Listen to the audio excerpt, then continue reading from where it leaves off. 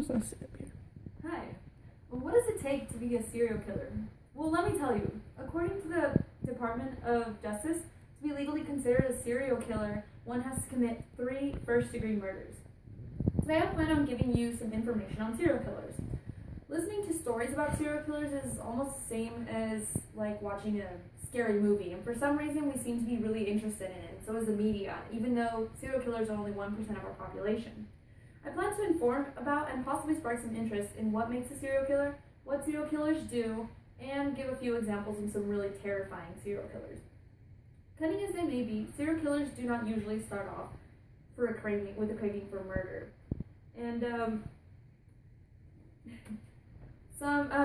according to the Killer Book of Serial Killers, they state that there are 3 accepted reasons for why serial killers become what they are.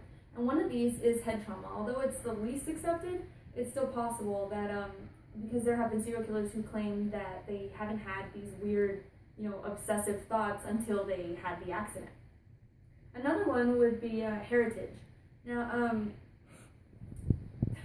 it can pass down through parents, just because they have like a mental disorder, and it could go on to the children.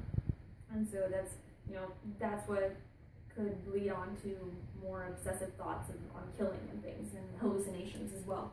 And the last one, the most widely accepted one, is childhood experiences. Things like abusive parents or strict parents, like intrusive ones that really, they might have good intentions, but they're really, really strong. These are usually like the really religious parents who overdo it, and so they cause problems and things like that. Or kids might have traumatic experiences like watching like animal slaughtering, or just the death of a loved one, or even like being molested or things like that. It could really, really traumatize a kid, and it could lead to just people that are like, obsessive. And a good example is Ed Gein, and he had really abusive parents, and so he went on to be a cannibal.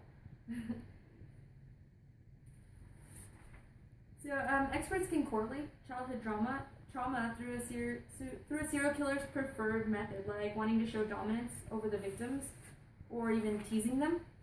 And these specifics correspond with the serial killer's MO. He or she, they might do things like, they might write special notes, like Jack the Ripper. He was a serial killer from London in the 1800s, and he sent letters to the police with details of the kills that he would have. They might turn to cannibalism or dismemberment. Jeffrey Dahmer was a really popular serial killer you might have heard of, who would cut up his victims and put them in barrels of acid. And they might also keep trophies.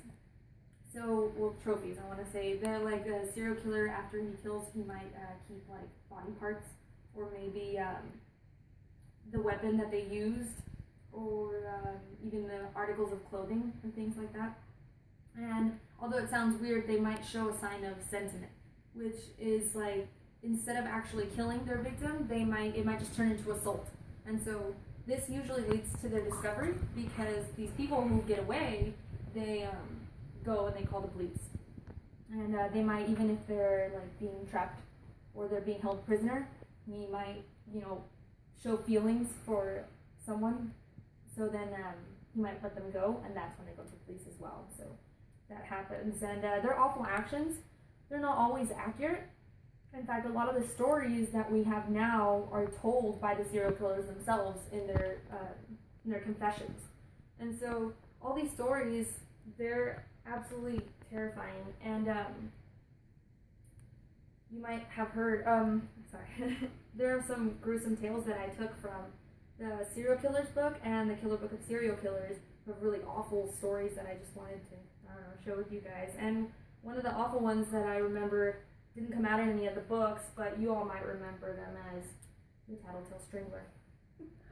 Luckily, this man was captured in Bikini Bottom in the year 2004, so we don't have to worry about that anymore. But to a more serious note, one of the ones that's less noticed is the Butcher of Hanover. And this is Fritz Haarmann. And in 1918, which was after World War I, there was an economic distress, and so people couldn't afford decent quality meat, and so who better to get affordable pork than the Butcher of Hanover? which obviously was not pork. It was actually what we call long pig, which is the meat of human flesh and stuff. So he was actually really good friends with the police, and so it was really hard for them to capture him because they didn't know, and also in those times they didn't have very good technology the way we do now. So he got around really good, and they actually said that he had really good character and he had good charisma, and he was just really easy to get along with, so that also made it hard. He actually had a partner who would take the clothes of their victims and sell them to people on the apartment floor and things like that.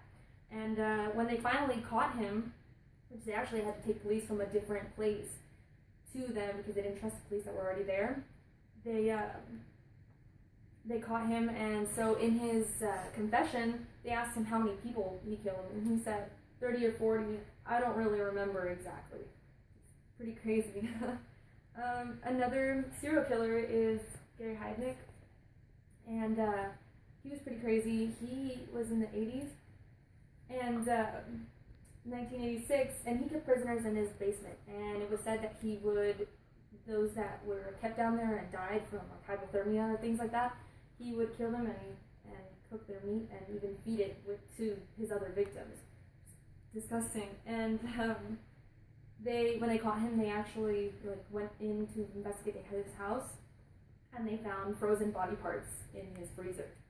So he did, however, show empathy for or sympathy for one of the women there, and he let her go see her family for a little bit, and she went straight to the cops, and that's how he was captured.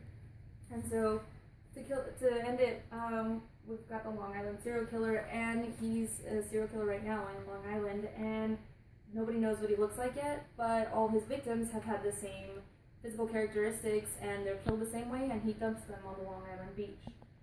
So it takes a true sociopath to commit a serial murder, and today we talked about the upbringing of serial killers, which is a few common characteristics found during their killing spree, and we even mentioned some serial killers that make your bones shiver.